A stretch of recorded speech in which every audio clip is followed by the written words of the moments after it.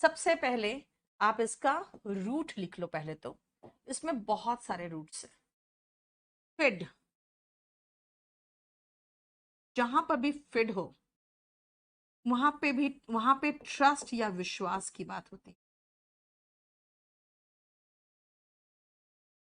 और इन सभी में फिड है। देखो, एक ही रूट पे सारे वर्ड्स बने, करीबन 10 से 12 वर्ड है। एक भी क्वेश्चन नहीं छूटना चाहिए आपसे। कन्फाइड, क्या है ये कन्फाइड? विश्वास करके अगर मैंने आपको कुछ राज बताया है ना, तो मैंने आप पर कन्फाइड किया। I confided in you and told you my past. मतलब विश्वास करके मैंने तुम्हें अपना पास्ट बता दिया। विश्वास करके किसी को अपना राज बताना इज कन्फाइड। राज बताना, to tell something that is secret or private to someone you trust. और जब एक बार आपको मैंने अपना राज बता दिया तो आप मेरे क्या बन गए? कॉन्फिडेंट। आप मेरे बन जाओगे कॉन्फिडेंट, मतलब आप राजदार बन जाओगे, विश्वास पात्र यानी पुरुष, है ना। A trusted friend you can talk to about personal and private thing.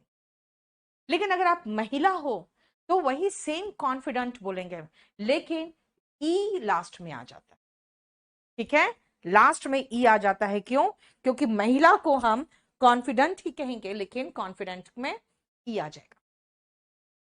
विश्वास पात्र या हमराज, लेकिन महिला है, सेम मीनिंग, लेकिन पुरुष है DANT, महिला है DANTE। कॉन्फिडेंट नहीं कहा मैंने, कॉन्फिडेंट अलग वर्ड है। ठीक है ना। Next, fidelity. What is fidelity? बेटा, लॉयल्टी का सिनोनिम है फिडिलिटी। लेकिन अगर लॉयल्टी का है ना, तो यार कुत्ते में भी लॉयल्टी दिखती है।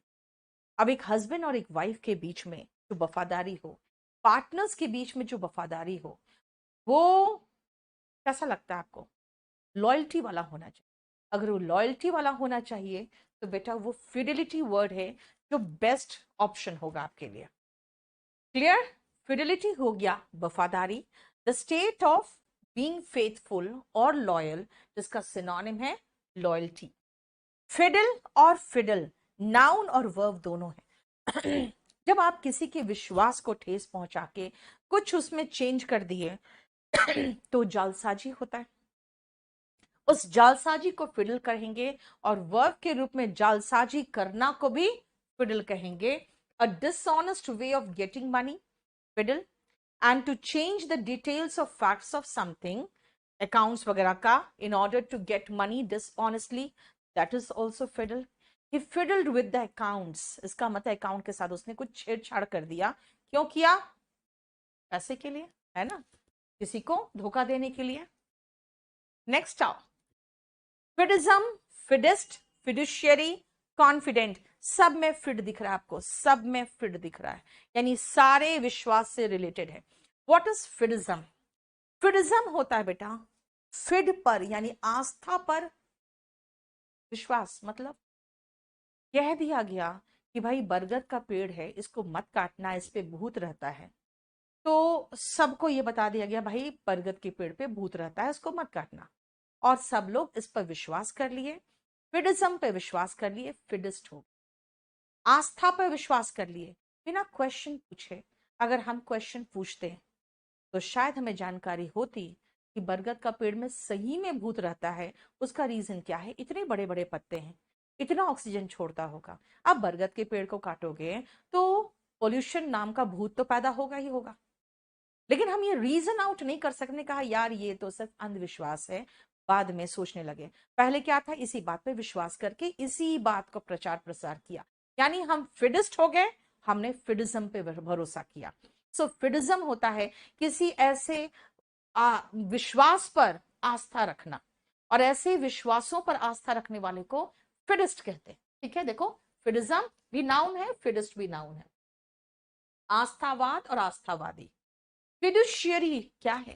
बेटा, आप अगर किसी कंपनी में, मान लो आप एक अकाउंट में कैशियर हो, तो फिडिस्ट आपका फिडुशियरी ड्यूटी होता है। फिडुशियरी आपका ड्यूटी होता है क्या? कि आप सारे पैसे को संभाल के रखोगे, है ना? तो फिडुशियरी का मतलब होता है कि विश्वास करके जो आपको ड्यूटी दिया गया है वो फिडुशियरी ड्यूटी होता है, यानी विश्वास करके जो दिया जाता है वो फिडुशियरी है। विश्वास संबंधित, रिलेटिंग टू और इन्वॉल्विंग ट्रस्ट। और अगर मैं कहूं मैं कॉन्फिडेंट हूं, आप बिल्कुल सारे क्वेश्चंस कर लोगे सब्जेक्ट वर्ब एग्रीमेंट का, इसका मतलब मुझे बिल्कुल भरोसा है, विश्वास है, यानी कि कॉन्फिडेंट का मतलब अगेन फिड पर है, विश्वास है ना? नेक्स्ट, अगेन इसमें आपको फिड दिख रहा है 13 नंबर तक, खाली फिड फिड फिड देख रहे हो, लेकिन इसमें एक और है जो बता रही हूं मैं आपको, बोनाफाइड। इसमें बोना जो वर्ड है ना, इसका भी एक रूट है, इसका मतलब होता है गुड, और बाकी सब हो गया, यहां तक तो सब फिड ही है। बोनाफाइड, जैसे अगर आप इंश्योरेंस खरीदने जाओगे तो वो बोनाफाइड सेल ऑफ इंश्योरेंस होता है, यानी बोनाफाइड का मतलब इन गुड फेथ। ये उन गुड फेथ दे देते हैं कि अच्छा आपको कोई बीमारी नहीं है, आप ऐसा कोई टर्मिनल डिजीज नहीं, आप सुसाइड नहीं करने वाले, है ना? तो वो बोनाफाइड यानी कि इन गुड फेथ आपको क्या करता है, इंश्योरेंस पॉलिसी देता है। बोनाफाइड का मतलब होता है विश्वास करके, और गुड फेथ में आपको कोई पैसा देगा, आपको गुड फेथ में कोई इंश्योरेंस पॉलिसी बेचता है, रियल और जेन्युइन बोनाफाइड। ठीक है? अगर मैं कहूं अच्छा वो बोनाफाइड कैंडिडेट है, यानी कि सही है, गलत नहीं, है ना? इनफिडल, बेटा इनफिडल जनरली हम लोग उन धर्म में सुनते हैं, काफिर वर्ड एक है इसमें इस्लाम में, क्योंकि उनका मानना है इस्लाम में कि मुस्लिम्स का कि एक खुदा है, वो है अल्लाह, और कोई खुदा नहीं, यानी जो उस खुदा पे भरोसा नहीं करता है वो नास्तिक है, वो काफिर है। ठीक है? वो किसी दूसरे धर्म को मान्यता वो लोग नहीं देते। इसका मतलब है कि इनफिडल का मतलब हुआ जो विश्वास नहीं था उस खुदा पर जो वास्तव में खुदा है ना? इसका मतलब a person who does not believe in a certain religion, certain मैंने इसलिए लिख दिया क्योंकि आप इस चीज को तो सभी धर्मों के हिसाब से सोच के चलो, तो ऐसा थोड़ी है कि किसी एक पर विश्वास नहीं किए तो आप नास्तिक हो, लेकिन उनके अकॉर्डिंग क्या है, वो काफिर है। फिजिट, आप सुनो ध्यान से, फिड यानी विश्वास, विश्वास की कमी हो गई और मुझे स्टेज पे खड़ा कर दिया आपने, तो मैं ऐसे से करते रहूंगी, मैं देख रहे हो बार बार एक स्मॉल मोशन कर रही हूँ, तो घबराहट हो रही है मुझे। फिर अगर मैं बैठूंगी तो मेरा पैर ऐसे से हिलेगा, मैं थोड़ा सा ऐसे से, ये सब क्या है? ये स्मॉल बॉडी मूवमेंट है जो बता रहा है कि मैं कॉन्फिडेंट नहीं हूं, क्योंकि मुझे विश्वास की कमी है। इसलिए जब मैं ऐसे से करने लगूंगी या मैं पैर ऐसे से हिलाने लगूंगी तो अगला कहेगा डोंट फिजिट। इतनी बार आपको आपके फादर कहते होंगे पैर मत हिलाओ, क्योंकि पैर हिलाने का मतलब होता है कि आप में नर्वसनेस दिख रहा है, कॉन्फिडेंस की कमी दिख रही है। Fidget, to move in a restless और नर्वस वे। कॉन्फिडेंशियल, बाई विश्वास करके मैंने आपको कुछ पेपर्स दिए हैं, वो कॉन्फिडेंशियल पेपर्स है। I have confided in you. I gave you some confidential information. Please don't reveal them to anyone. इसका मतलब confidential मतलब गोपनीय, सीक्रेट और प्राइवेट। देखो फिर से कितना वर्ड था, 13। मैल का मतलब बैड, और ये बना हुआ है ओडर, ODOUR से, का मतलब है गंध। हम्म, अब आते हैं हम लोग मैल वगैरह वर्ड में, देखते हैं आगे, देखो चलो। मैलोडरस, मैल जहां दिखे समझ जाओ बैड, ओडर मतलब गंध, जो दुर्गंध भरा है उसको मैलोडरस कहेंगे, है ना? Having a bad smell, foul smelling, malodorous. ठीक है? नेक्स्ट पेज में देखो, अब मैड और बेनी, मैल जहां दिखे समझ जाओ बैड, बोल जो होता है ये रूट होता है इच्छा, इंटेंशन का, इच्छा, आपका, आपकी मर्जी का। बोल जहां है, बेनी जहां दिखे समझ जाओ गुड। एड्रॉइड आप जानते हो राइट हैंड के अकॉर्डिंग चलते थे तो स्किल्ड आता था ये। डिक्शन, डिक्शन का मतलब जहां पर भी दिखे समझ जाओ, वर्ड्स, शब्दों की बात होती है डिक्शन में। ठीक है, मैल और बेनी यही तो है इसमें। नेक्स्ट आओ, मेलिवलेंट एंड बेनिवलेंट। बेटा आपके जो वॉलेंट्री मसल्स होते हैं हाथ पैर के, अपनी मर्जी से मूव कर रहे हो। इनवॉलेंट्री आपके इंटेस्टाइन्स वगैरह है, अपनी मर्जी से मूव नहीं कर सकते हो, वो अपने आप काम करता है। वोल मतलब इच्छा का रूट है। मैल मतलब बुरा, बुरी इच्छा रखते हो ना आप किसी के लिए, तो आपका इंटेंशन सही नहीं होता, then you are malevolent by nature. Your intentions are malevolent. Malevolent का मतलब होता है बुरा चाहने वाला। Having or showing a desire to cause harm to another person, जिसको आप मिसएंथ्रोप भी कह सकते हो, क्योंकि एंथ्रोप मतलब मानव और मिस मतलब हेट। जो मानव से नफरत करें वो मिसएंथ्रोप होते हैं। मिसियन रूट होता है बेटा हेट का, और एंथ्रोप कहीं भी दिख जाए समझ जाना मानव है। मिसएंथ्रोप मानवता द्रोही। ठीक है, तो बेनीवलेंट क्या है? मानवता प्रेमी, है ना। बेनी मतलब अच्छा, वोल मतलब इच्छा, जो दूसरों के लिए अच्छी इच्छा रखता है कि तुम्हारा भला हो, कुछ भी हो यार, उन लोगों का बुरा नहीं होना चाहिए, तो कहोगे you are so benevolent. Benevolent का मतलब काइंड। फिलैंथ्रोप, फिल जहां दिखे PHIL समझ जाना लव की बात हो रही, और एंथ्रोप कहीं दिखे समझ जाना मानव की प्यार हो, मानव की बात हो रही, यानी जो मानव से प्यार करे। जहां जहां देखो सब जगह बेनी है। बेनी का मतलब अच्छा। ऑल ट्रूएस्ट, बेटा ऑल का मतलब ऑल्टर से बना है अदर के लिए, आप ऐसे भी याद रख सकते हो, सब ऑल सब, और ट्रू मतलब सच्चा, यानी सब के प्रति सच्चा, यानी सबका अच्छा चाहने वाला। जहां जहां बेनी है समझ जाओ अच्छा से रिलेटेड कुछ बात है, यानी पॉजिटिव कैरेक्टर है ना। देखो, kind and generous, altruist, philanthrope, benignant, benign, benevolent, इन सब का मतलब हुआ मानवता प्रेमी। क्लियर। नेक्स्ट आओ, maladroit. Maladroit, adroit right hand का होता है। राइट हैंड से हम ज्यादा सक्षम होते हैं, इसलिए एड्रॉइड अगर ऐसे आ गया अलग से तो समझना स्किल्ड, बहुत अच्छा, efficient, proficient, fast master, veteran, ये सब होगा। MAL लग गया तो वो एंटोनिम बन गया, इसीलिए एड्रॉइड का एंटोनिम एक बार पूछा था, इन एड्रॉइड, अनएड्रॉइड, मैल एड्रॉइड। भाई मैल एड्रॉइड है, इसका मतलब है क्लमजी, अच्छा नहीं आता उसको कुछ करना, not skilful, clumsy, very awkward, है ना। जब आप काम करने में निपुण नहीं हो, बहुत बेकार काम करते हो, मैं कहूंगी he is maladroit, I can not take his help. Malediction और बेनिडिक्शन, ध्यान से देखो, डिक्शन मतलब शब्द, तुम्हारा सत्यानाश हो, ये क्या है? मेलिडिक्शन है। क्यों? क्योंकि शब्द जो इस्तेमाल मैंने किया, मैंने चाहा कि उसका सत्यानाश हो, यानी वो क्या है? वो है मेलिडिक्शन, यानी श्राप। कहोगे ऐसे मेलिडिक्शंस अच्छे नहीं लगते टीचर्स के लिए। Ma'am you should have benediction for students. तो बेनिडिक्शन क्या है? आशीर्वाद। बेनी मतलब अच्छा, डिक्शन मतलब शब्द, बेनिडिक्शन आशीर्वाद, यानी अच्छे शब्द, a prayer that asks for God's blessings. ठीक है, और मेलिडिक्शन हो गया श्राप। अब देखो, मेलिडिक्शन का मेलिसन है, मेलिसन का बेनिसन, यानी श्राप मेलिसन, मेलिडिक्शन आशीर्वाद, बेनिसन बेनिडिक्शन। देखो इन सब में आपको बेनी दिख रहा होगा।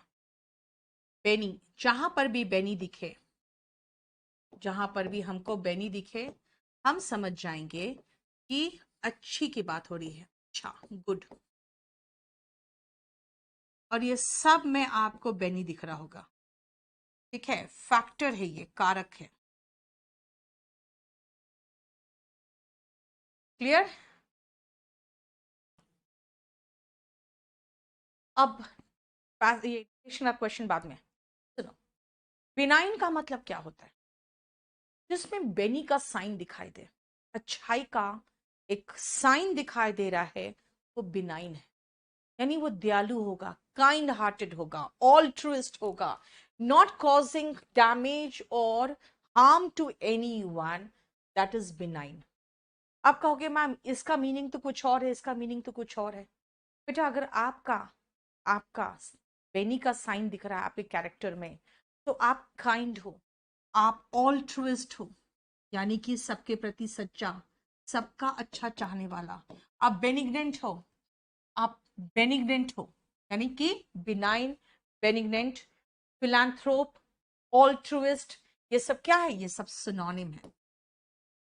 फिलैंथ्रोप जिसमें PHROPE मानव होता है, एंथ्रोप, फिल मतलब लव हो गया, यानी ये सब अलग से रूट में भी देखोगे आप, ये सब अच्छाई की साइन आप में दिखाई दे तो आप बिनाइन हो।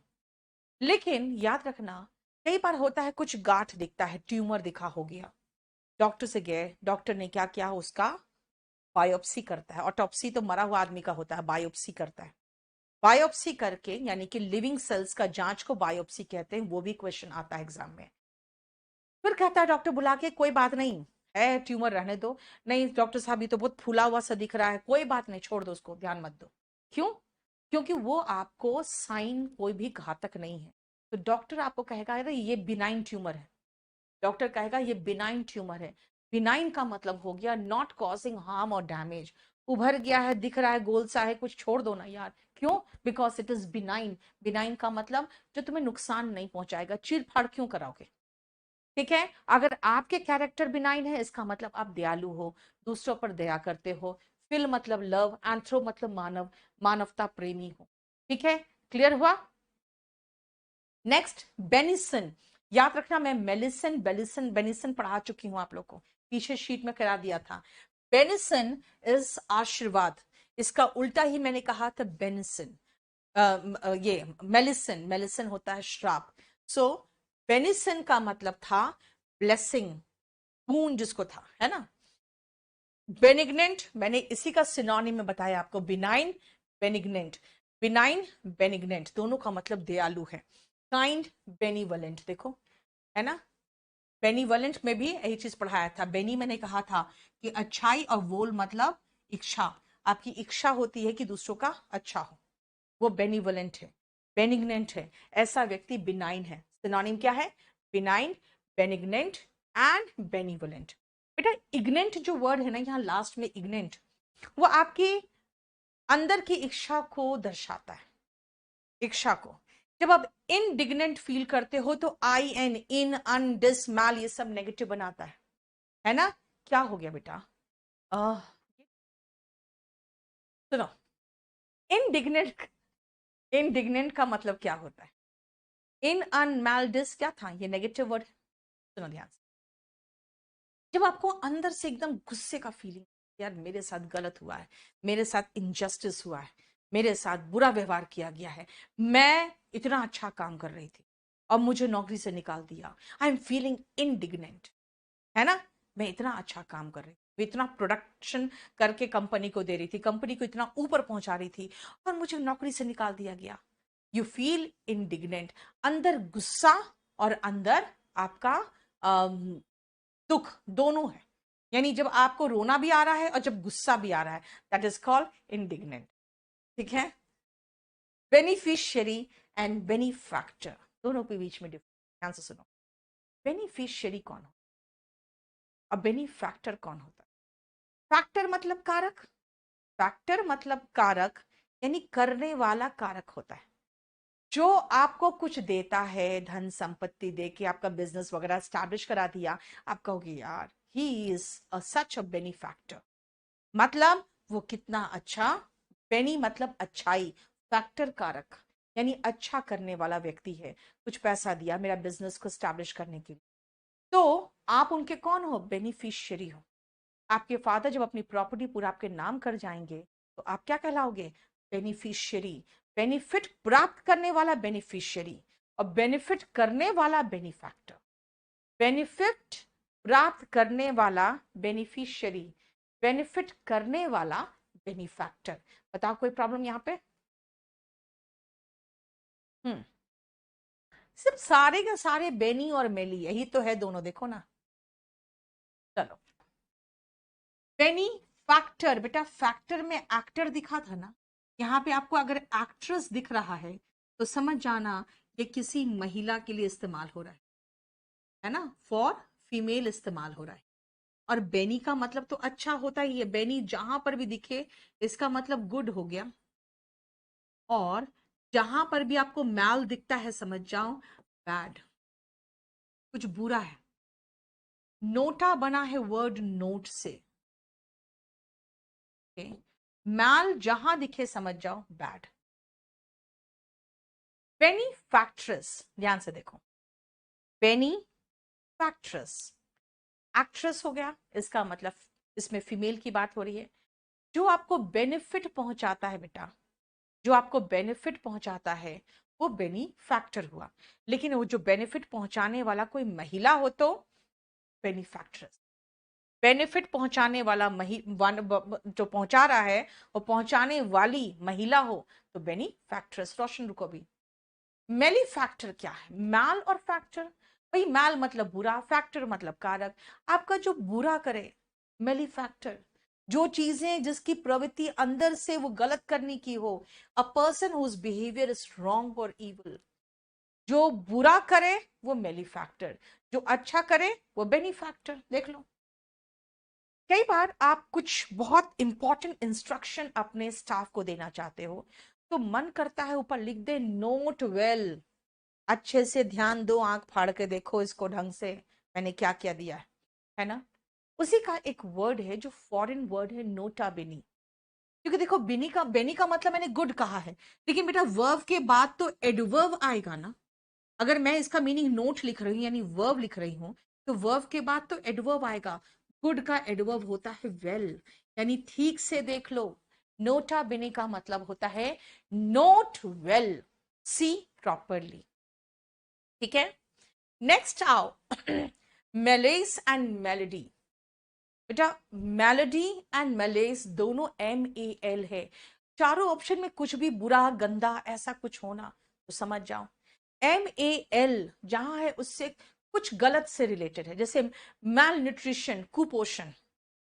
मैल न्यूट्रिशन अगर होता है किसी में तो वो मैलेडी का शिकार होता है, यानी कि बीमारी होगी उसे, मेलेस होगा यानी अस्वस्थ होगा। वही मेलेस और मेलेडी दोनों का मतलब वही है, illness, disease, not healthy, not happy. तो malaise and malady, malady synonym है। कुछ लोग कहते हैं मैम मेलोडी भी तो वही होता है, बेटा मेलोडी में MEL है, MAL गंदा है, MELO है, इसीलिए मेलेडी इज नॉट मेलेडी। ठीक है, ये मेलेडी जो है ये MEL है। जो आपके धुन होते हैं ना, उसका जो एक धुन होता है ना जिससे पूरा म्यूजिक बनता है उसको कहते हैं मेलोडी। स्वर की मधुरता या जो धुन होता है वो मेलोडी होता है। ठीक है, नेक्स्ट आओ, अगेन MAL, मेल्फिसेंस। लेकिन याद रखना आपको, मेल्फिसेंस एंड मेल्फियसेंस ये दोनों सिनोनिम है। मेल्फिसेंस एंड मेल्फियसेंस ऑलमोस्ट सिनोनिम है, बस खाली इतना डिफरेंस है कि ये ज्यादा खतरनाक चीज है क्योंकि ये करने वाला कोई सरकारी कर्मचारी होता है जिससे आप ज्यादा एक्सपेक्ट करते हो वफादारी का और ईमानदारी का, है ना। क्लियर, देखो, हानिकारक होने की क्षमता, the quality or state of being harmful is मेल्फिसेंस।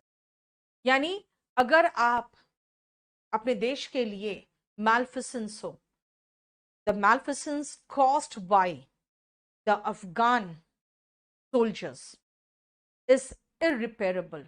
मतलब भाई कितना खतरनाक और कितना हानिकारक हुआ, वो लोग 3 लाख की जो सेना थी भाग गई, और उन्होंने ये भी होना कि लड़े और फिर मरे या फिर भागना पड़े वो भी नहीं। तो द मैल्फिसेंस ऑफ द अफगानी जो सोल्जर्स था, that is the, you can say the behaviour of दो सोल्जर्स, उसको हम कहेंगे मैल्फिसेंस, बिकॉज वो जो हानि पहुंचाया है दैट इज इरिपेरेबल। लेकिन कुछ लोग कहते हैं कि नहीं, वो लोग क्या था ना, पहले अंदर ही अंदर पैसा लिए हुए थे कि हम लोग बिना लड़े हथियार डाल देंगे क्योंकि तुम लोग तो हमारे अपने हो, ये तो बाहर से अमेरिकन आके हमारे पे राज कर रहे हैं। तो जो फीलिंग ऑफ वननेस था उसके कारण कुछ लोग अंदर से रिश्वत भी खाए हुए थे। तो इसको कह सकते हैं मैलफियसेंस, है ना। The destruction was caused because of the malfeasance of the Afghan soldiers, यानी illegal or dishonest activity specially by a public official or a corporation. जो मैंने आपको कहा कि जो उन लोगों ने डिस्ट्रक्शन कॉज किया है जो तालिबान ने, it was just because of the malfeasance of the Afghan soldiers. ठीक है। जब आपके अंदर, जैसे कई लोगों के अंदर वहां पे एक तरह का मेलाइस था। मेलिस था किसके अगेंस्ट? अमेरिकन गवर्नमेंट के अगेंस्ट। एक ईर्ष्या की भावना थी कि भाई ये हमारे देश में आके राज कर रहा है ना। दुर्भावना थी, a desire to cause harm to another person, that is malice. Malice का मतलब क्या हुआ? इसका मतलब मैंने कहा कि they had certain malice against the Afghani soldiers, sorry, against the American soldiers and the American government. Because of that reason only, they helped the Talibans and they did not fight. And the malfeasance of the Afghan soldiers caused irreparable loss to the nation, Afghanistan. ठीक है। Malcontent, बहुत सारे ऐसे जो सैनिक थे अफगानिस्तान में, American सैनिक जो थे, the American soldiers were malcontent, यानी कि असंतुष्ट थे, because they wanted to be with the near and dear ones in America. They did not want to be in Afghanistan. They were malcontent with the government's decision of America, है ना। The decision of America, they were malcontent। malcontent का मतलब हो गया असंतुष्ट। Content का मतलब होता है संतुष्ट, है ना, satisfied। तो malcontent मतलब हो गया असंतुष्ट। देखो 36, सुनो ध्यान से बेटा। कैरेट एंड स्टिक पॉलिसी क्या है, ध्यान से सुनना। कैरेट एंड स्टिक पॉलिसी का मतलब है कि जैसे कोई जानवर अच्छा काम करता है तो उसको गाजर खिलाया जाता है, और अगर काम नहीं कर रहा है तो छड़ी पड़ता है। गधों को देखते हो, है ना, छड़ी मार मार के, घोड़ों को देखो छड़ी मार मार के काम कराया जाता है। इसका मतलब है रिवॉर्ड एंड पनिशमेंट पॉलिसी। आप गवर्नमेंट जॉब में क्यों जाना चाहते हो, प्राइवेट जॉब क्यों पसंद नहीं? Because you do not like the carrot and stick policy of private jobs, right? Because in private jobs you get rewards for doing good work, but if you don't work you get the punishment also, right? So you do not like private jobs because there is private and stick policy in private job, right? ठीक है। Next आओ, कम इन handy. हमारे समय पे इतनी मोटी dictionary होती थी जिसमें पहले हम डी में गए, अच्छा डी ई है, फिर ई में जा रहे हैं, अच्छा उसके बाद एन है, फिर एन में जा रहे हैं, इतना ढूंढना पड़ता था। लेकिन आज क्या है, आपके हाथ में मोबाइल है सीधा डी एन टी टाइप करते हो, मीनिंग आ जाता है। So what is that? Today the dictionary has come handy. It is today very easy to handle it. Handy का मतलब हो गया जो हाथ में आ जाए। So it becomes very useful and easy and effective. So if something is if you say it has come in handy, इसका मतलब है it has turned out to be useful whenever needed. ठीक है, whenever needed you can use it effectively. come in handy का मतलब होता है when it becomes useful, easy to handle. dig the grave, अगर किसी की ग्रेव को डिग किया जा रहा है तो क्यों डिग किया जा रहा है? भाई उसको दफनाने के लिए, यानी किसी को बर्बाद करने के लिए। मतलब मानना जाता है क्या कि जब किसी को मार दिया गया है तभी ना उसका कब्र खोदा जा रहा है, या कोई मर गया है तभी ना कब्र खोदा जा रहा है, right? So if the vocabulary comes, what is the meaning of dig the grave? It means to ruin someone, to do something bad for someone, है ना, do something that harms or ruins someone, not stupidly. You can avoid this word stupidly.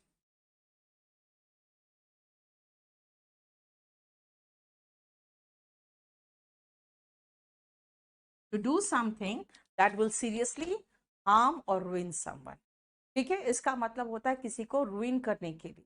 For example, जैसे ही Nokia ने Android को ठुकराया था, है ना, when Nokia refuse to work with Android, it dug its own grave.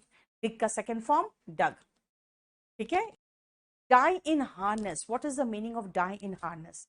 बेटा, पहले जमाने में जब राजा वगैरह अपने साथ सैनिकों को लेकर चलते थे, तो कई सैनिक होते थे जो घोड़े पे, उसी उसका जो सीट होता है ना, उसको हार्नेस कहते हैं। घोड़े के ऊपर जो सीट होता है, उसी पर बैठे बैठे मर जाते थे, क्योंकि भाला लगा दिया, मार दिया, गला ही उड़ा दिया, है ना, जैसे युद्ध के मैदान में। तो राजा का एक दायित्व बन जाता था उसके परिवार के प्रति कि कुछ करना है, बिकॉज उसने अपनी जान न्यौछावर की है उसी दौरान जब मेरे लिए जब वो काम कर रहे थे तब, राइट। तो डाई इन हार्नेस का मतलब होता है to die while in service. जैसे आप इंदिरा गांधी को कह सकती हो, है ना, she died in harness when she was the prime minister, right. So remember, die in harness का मतलब होता है to die while in service, ठीक है। Take with a grain of salt, इसका मतलब होता है पिंच ऑफ सॉल्ट या ग्रेन ऑफ सॉल्ट, जो भी कह दो। इसका मतलब होता है कि अपने दिमाग का भी इस्तेमाल करो यार। जब मोदी ने कहा मैं 15 लाख रुपए सबके अकाउंट में आ जाएंगे, इतना ज्यादा काला धन जमा है, तो लोगों ने ये सोचा कि अरे हमारे अकाउंट में काला धन आ जाए। भाई, you must take such claims of leaders with a pinch of salt, with a grain of salt or with a pinch of salt का मतलब होता है to understand that something is not completely true or right, ठीक है ना, to understand कि हाँ ठीक है, जो बोला गया है ठीक है, सोचा जा सकता है, लेकिन अपना विवेक का भी इस्तेमाल करना चाहिए। So that is not possible. So take with a grain of salt का मतलब हुआ समझ ले कि पूरी तरह से सच नहीं। You must take the claims of your leaders with a grain of salt, ठीक है। Give up the ghost, ghost मर गया, यही समझ लो। घोस्ट कब बनोगे? जब मरोगे तब ना बनोगे। बस इसका मतलब समझ जाना, टू डाई। और इसका एक और ईडियम है टू किक द बकेट, ठीक है। To be on the other side of the world, ये भी है, to go to the other side of the world. समझ में आया? इसका मतलब मर जाना। अगर कहेंगे कि he gave up the ghost at a very young age, इसका मतलब है कि वो मर गया बहुत कम उम्र में ही, यानी किसी का मरना।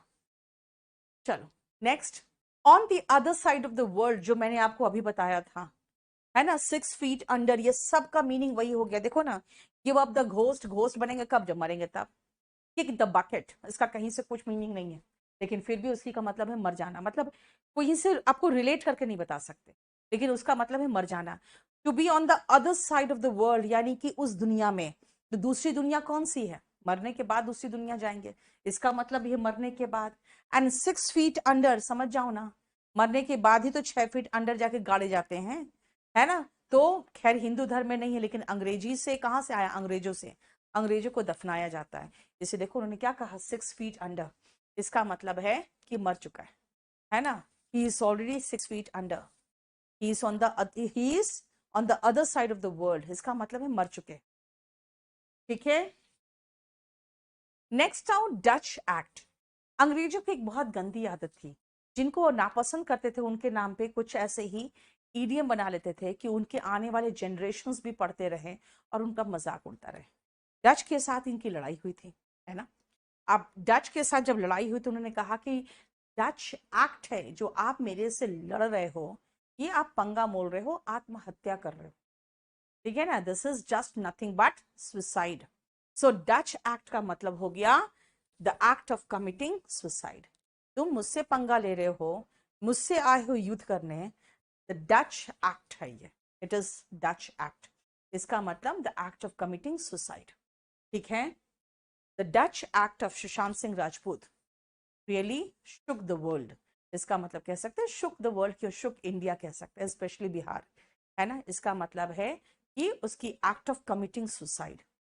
डच ट्रीट और गो डच, अगेन डच को क्या माना गया? यार कंजूस है, 2 कौड़ी के लोग हैं, खाते भी हैं तो कहते हैं भाई 50 रुपये मैं दूंगा, 50 रुपये तुम दो, है ना, वही डच ट्रीट।